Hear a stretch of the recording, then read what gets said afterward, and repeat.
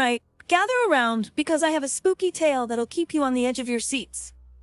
It's the story of Frank Harrington and his family's Christmas Eve journey, one that started with a little shortcut and ended in a place far stranger than they ever imagined. So, on this dark, snowy Christmas Eve, Frank was driving his family through the usual route when he got a bit too bold for his own good. "Let's take a shortcut," he declared, turning off the main road. With him were his wife Laura, son Richard, daughter Marion, and Marion's boyfriend Brad, all bundled up in the back seat. Now, as Frank took that unfamiliar route, a car zoomed by so fast that it nearly smashed into them. And just as they were all catching their breath, a strange woman appeared right outside Frank's window, all dressed in white and cradling a bundle that looked like a baby. "Let's help her," Marion suggested, feeling sorry for the mysterious lady. So they squeezed in as best they could, and Marion, being brave, offered to walk alongside the car to give everyone some space. When they arrived at an old, creaky cabin, Frank and Laura went to explore while Brad stayed behind with the woman. Brad, curious and maybe a little nervous, asked her how the baby could breathe under all those blankets. Her answer? "It doesn't. It's dead." Then, she pulled back the blanket just a bit, and Brad let out a scream that echoed through the woods. Richard rushed back to the car only to find Brad and the woman had disappeared. Where could they have gone? Marion swore she saw a hearse. Yes, a funeral car, drive by, and as it passed, she saw Brad screaming from the back.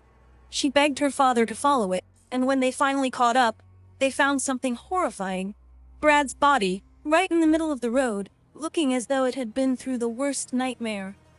Poor Laura called the police, but instead of an officer's voice, she heard a desperate woman begging for help.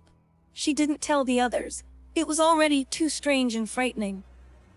As they drove further, tension grew. Frank and Laura started arguing, and Frank finally let it slip that he didn't like Laura's family much. But suddenly, a baby carriage appeared in the middle of the road, and before anyone could think, Richard was gone, snatched away by the mysterious hearse. The family chased after the sound of Richard's voice, but by the time they reached him, it was too late.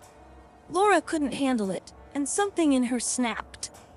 Frank tried to comfort her, but the strange woman in white kept appearing at every turn, as though she were pulling them deeper and deeper into this haunted forest. Eventually, as the family grew more lost and terrified, Laura pulled out a shotgun, meant as a Christmas present, and shot Frank in the leg.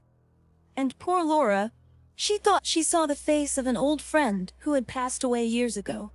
Suddenly, she just jumped out of the car, right into the snow, to visit with this long-lost friend. But she never came back. Frank, desperate, tried to fight off the hearse, but in the frenzy, he ended up shooting Laura instead, right in the middle of that winter wilderness. With no choice, Frank and Marion tried to take Laura's body to a ranger station nearby. But as Frank wrote a last note to Marion, something changed in him. He saw the woman in white again, taunting him, and he chased her right into the forest, where the shadows finally closed in on him. Poor Marion, now all alone, found herself on foot searching for help. And as she walked, she stumbled upon body bags in the middle of the road. One by one, she recognized her family inside. Then, as if to close the curtain on this dark Christmas tale, the woman in white appeared one last time, telling Marion that she wasn't here for her. With a nod, the woman got into the hearse and drove off into the shadows. But just when Marion thought she was free, she woke up in a hospital bed. It had all been a horrible dream, right?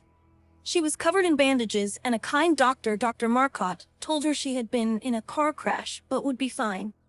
And as she left, she heard a man, the one who found her family, tell the doctor that only Marion had survived, and that the accident had also taken the lives of a young woman and her baby. The doctor's car wouldn't start as she tried to leave that night, so the man who'd been telling the story offered her a ride.